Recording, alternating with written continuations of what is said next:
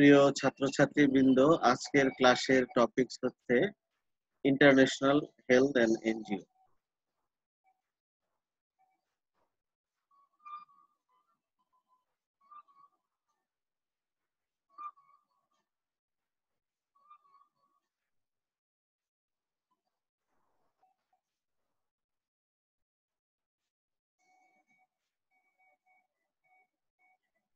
তো সবাইকে শুভেচ্ছা জানিয়ে ক্লাস শুরু করছি।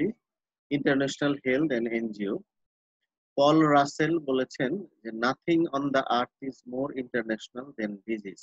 অর্থাৎ ডিজিজ কোনো বাউন্ডারি মানে না, এটা এক দেশ থেকে আরেক দেশে ছড়িয়ে পড়ে বা সীমানা অতিক্রম করে মানুষ থেকে মানুষে সঞ্চারিত হয়।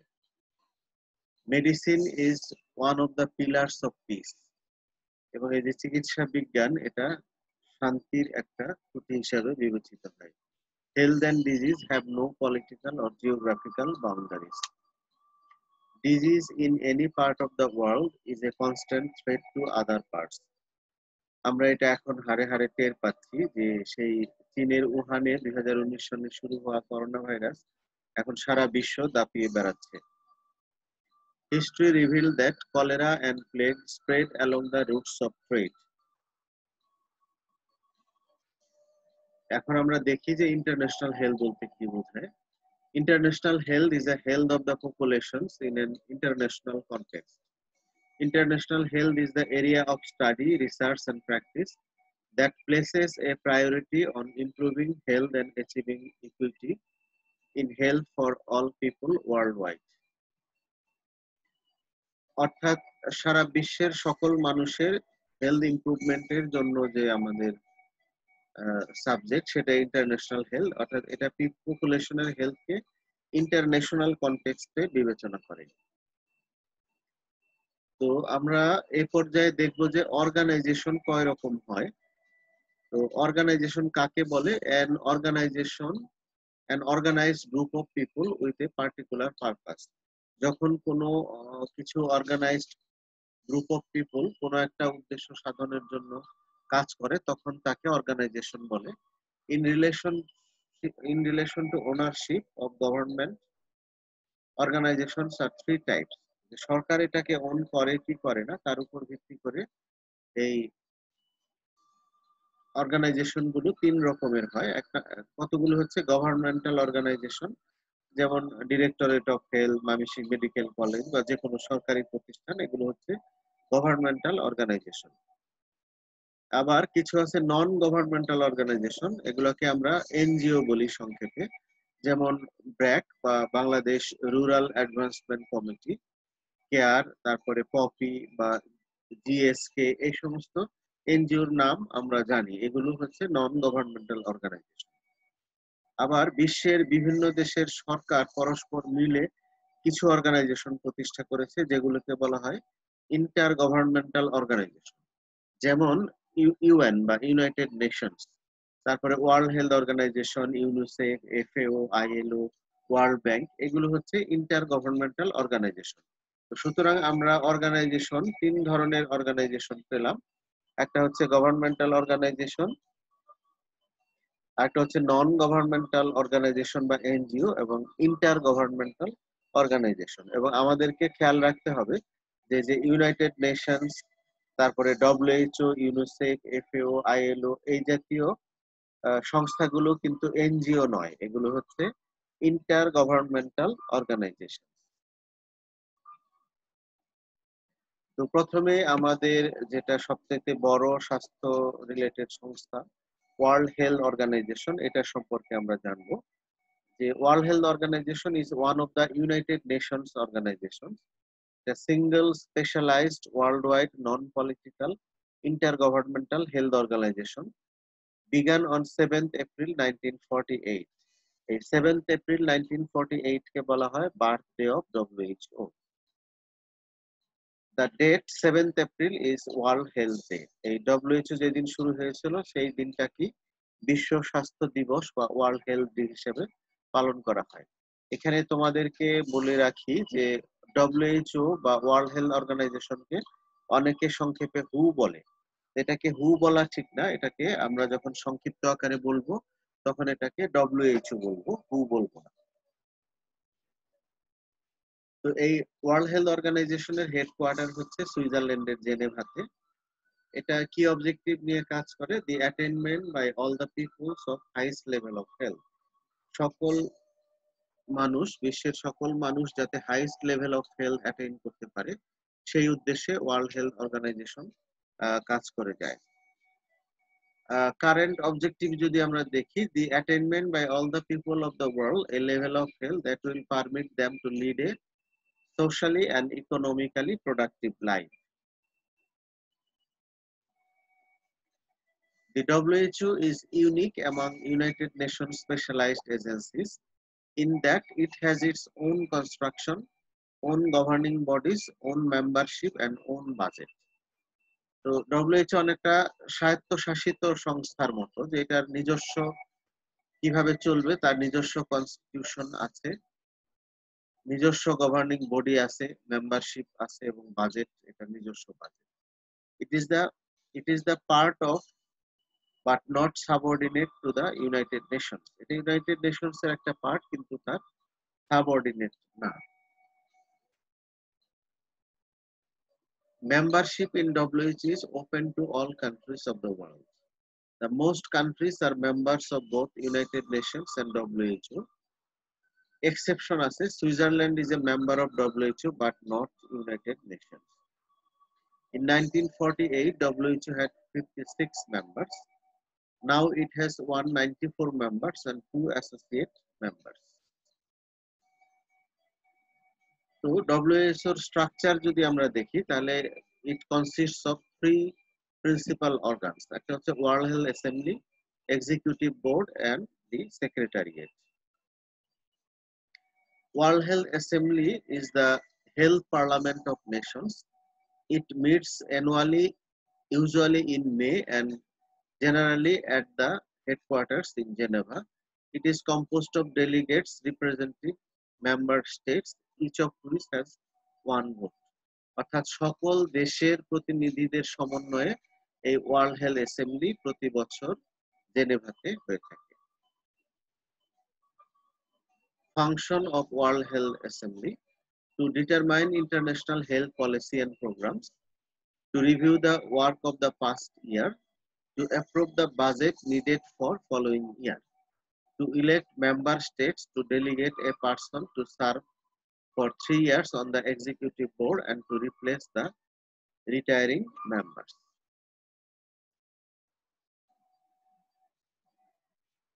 Executive board, the board had originally 18 members,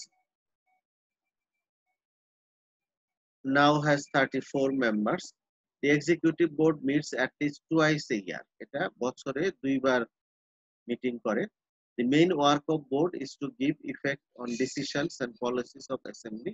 The board has power to take action in an emergency like epidemics, earthquakes and floods.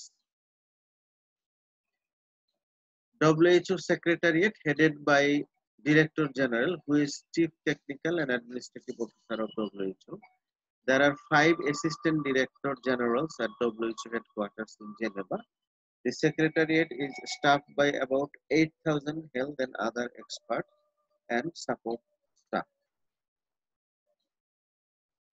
WHO Secretariat-এর কতগুলো ডিভিশন আছে, যারা এই ডিভিশন ওয়াইজ ডিজিজগুলো নিয়ে কাজ করে।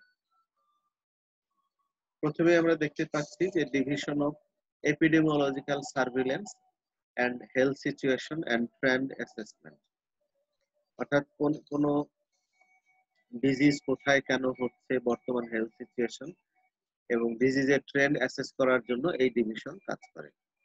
Division of communicable disease, division of vector biology and control, division of environmental health, division of public information and education for health, division of mental health আছে, division of diagnostic, therapeutic and rehabilitative technology, division of strengthening of health services, division of family health and division of non-communicable diseases. এরপরে আছে division of health man power development, এরপরে division of information System Support, Division of Personnel and General Services, Division of Budget and Finance. এরপরে আমরা দেখব যে আমরা জানি যে ডব্লিউএইচও এর মেইন হেডকোয়ার্টার হচ্ছে সুইজারল্যান্ডের জেনেভায়। এছাড়া ডব্লিউএইচও কে কতগুলো রিজিয়নে ভাগ করা হয়েছে এবং প্রত্যেকটা রিজিয়নের একটি করে হেডকোয়ার্টার রয়েছে। তো এখন আমরা দেখব রিজিয়ন এবং হেডকোয়ার্টার গুলো কোনটা কোন দেশে অবস্থিত, এবং এই প্রশ্নটা ভাইভায় জিজ্ঞেস করা হয়, রিটেনেও আসে। তো প্রথমে আমরা সাউথ ইস্ট এশিয়ায় যদি দেখি তাহলে এর হেডকোয়ার্টার হচ্ছে নিউ দিল্লিতে, এটি ইন্ডিয়াতে। এরপরে আফ্রিকান রিজিয়নের কঙ্গোর ব্রাজাভিল শহরে এর হেডকোয়ার্টার, আর আমেরিকান রিজনের ইউএস এর ওয়াশিংটন ডিসিতে হেডকোয়ার্টার।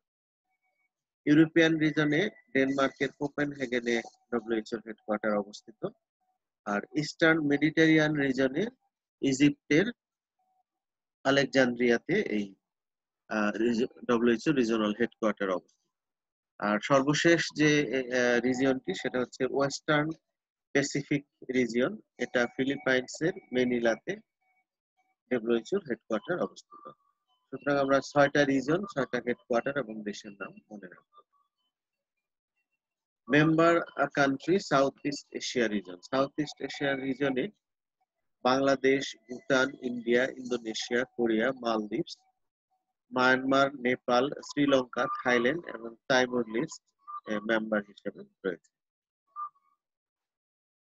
তো ডব্লিউএইচও এর কতগুলো রেসপন্সিবিলিটি আছে সেগুলো আমরা যদি দেখি তাহলে WHO has specific responsibilities for establishing and promoting international standards in the field of health, which comprises the following broad areas: prevention and control of specific diseases, development of comprehensive health services, family health, environmental health, health statistics, biomedical research, health literature and information, cooperation with other organizations. WHO ছাড়াও আদার UN agency আছে যেটা health related, যেমন UNICEF, UNDP, UNFPA, FAO, ILO এবং world bank. দুই দেশের সরকারের মধ্যে কতগুলো এজেন্সি পরিচালিত হয় সেগুলোকে বলা হয় বাইলেটারাল এজেন্সি, যেমন USAID, United States agency for international development, তারপর the Colombo plan, Swedish international development agency, DANIDA, এগুলো হচ্ছে বাইলেটারাল এজেন্সি। এরপরে আমরা দেখি এনজিও কি। A non-governmental organization is any non-profit voluntary citizens group which is organized on a local, national or international level. NGOs constitute a valuable resource in promoting healthcare. International NGO এর মধ্যে BRAC, care, Rockefeller foundation, Ford foundation, red cross or International Federation of Red Cross and Red Crescent Societies, Rotary International, Doctors Without Border, Oxfam, Save the Children Fund, Caritas International, Helen Keller International, Habitat for Humanity, CIRDAP, Child Rights International, the Fred Follow Foundation.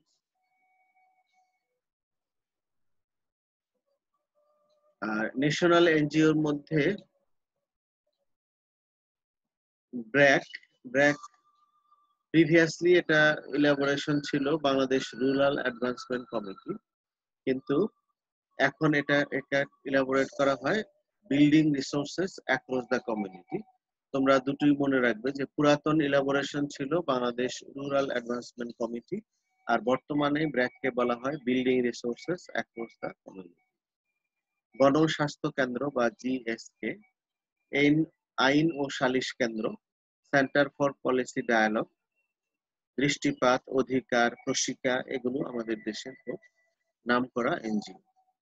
এছাড়া আরেকটি নামকরা NGO আছে TMSS বা Thengamara Mohila Sabuj Sangha, POPI peoples oriented program implementation, BNSB আছে, Bangladesh national society for blinds, bureau Bangladesh, Swanirvar Bangladesh, আশা বা association for social advancement.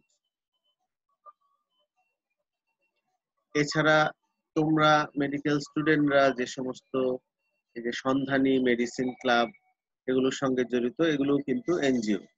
এছাড়া diabetic association of Bangladesh, তারপরে বারডেম একটা NGO, Bangladesh Institute of Research and Rehabilitation for Diabetes, Endocrine and Metabolic Disorders. Thank you very much. তো অন্য কোনো দিন অন্য কোনো টপিকস নিয়ে তোমাদের সঙ্গে দেখা হবে।